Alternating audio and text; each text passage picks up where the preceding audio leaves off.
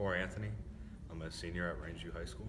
I wanted to be at the top of the theater company, or the theater department. Just wanted to push myself to be better than I was freshman year. When I was a little kid, I wanted to be a part of like movies, but over the course of these 4 years, I found out that Broadway is where I want to be. I love the idea of having one shot to do it, and if you mess up, it's not the end of the world, but it's a pretty big impact on everybody else. Definitely the most memorable would probably be Lendl from Almost Maine, just because that was my first show that I was ever in. But I'd say the most impactful to little kids or to adults, or just like my favorite role that I've had was the Cat in the Hat in Seussical, just because, I don't know, it gave everyone a glance into what I wanted to do, or what I am and what I can become. Now that is a very unusual cat. I wonder what other cats such as that. It could be a creature they call a gazette, who balances things on his head because it's flat, or a straggling pipester from up and out back. Or maybe it could be some sort of a hat-wearing cat. I can see that you got quite a mind for your age. Why, one thing, can you drag me right onto the stage? I know it sounds stupid, but my first play was Romeo and Juliet, and we did that for my 8th grade year, and I was Romeo. And I did not take that role seriously at all. I was just like, Shakespeare. Bleh. But then we started doing Much Ado About Nothing my sophomore year, at the end of my sophomore year.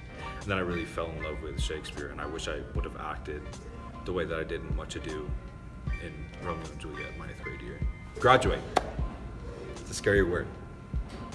But I think I speak for all of the seniors that are about to graduate and saying that we're excited, but we're terrified to go out into the real world and live on our own and get a further education. It's an amazing word just to say that we're gonna go into a degree that we want to pursue and that we want to spend the rest of our life working on.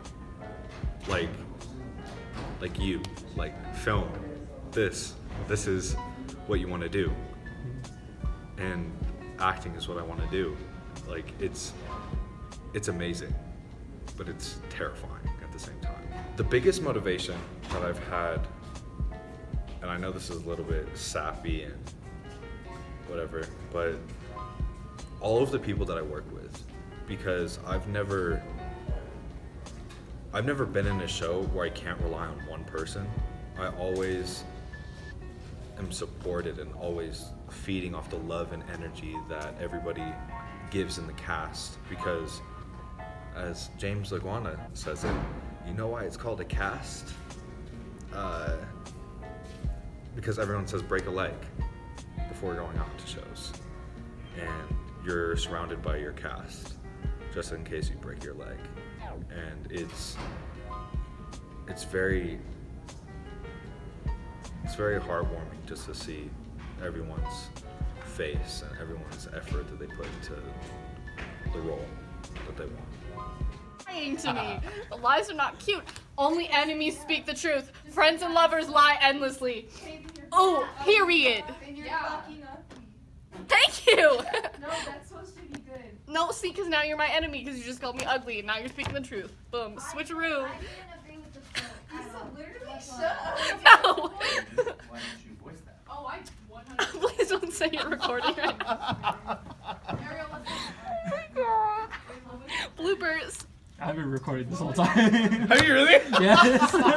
I got the I kill you! You have to do the gym, like casual, like look at the camera at the same time.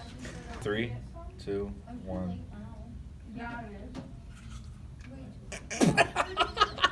What sort of impact did it have on you when you had friends? Oh, a significant. How so? I think it's made me a better person by surrounding myself with good friends, because freshman year I had a terrible group of friends.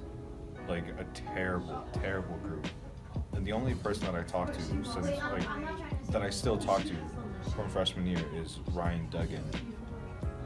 And she taught me so much throughout these 4 years. We stopped talking a little bit through sophomore year, but when we started talking again junior year, we just clicked again. And it's like we didn't even stop talking. But I think having friends is such a big impact. The more friends that you have, the more reliable they're gonna be in the future. Without friends, Yeah, without friends. I would be dead. Like, I'm not even kidding. Like, I had really bad suicidal thoughts freshman, sophomore, and junior year. But my friends, there's a few, and I don't want to talk about who they are and what I did. Like, I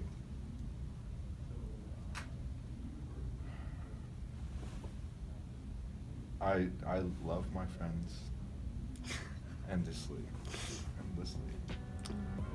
We're pretty similar in the way that we think and respond to things, I think.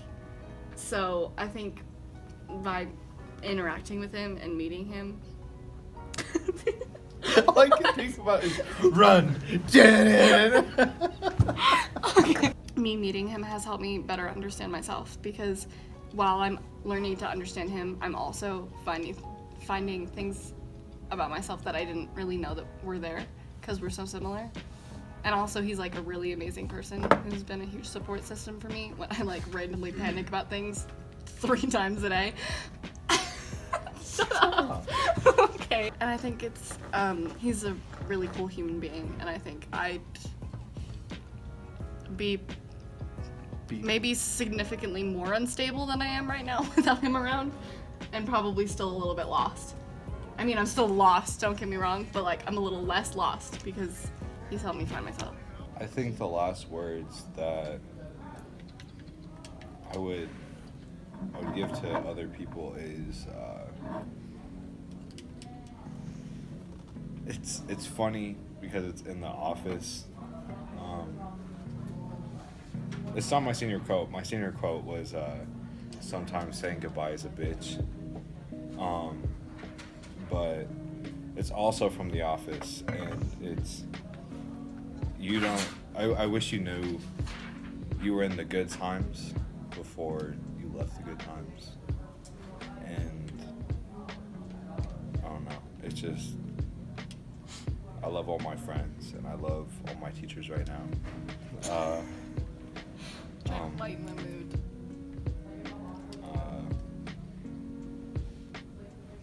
Oh no, it's just, I love everybody, and I just want everyone to know that I care about them deeply.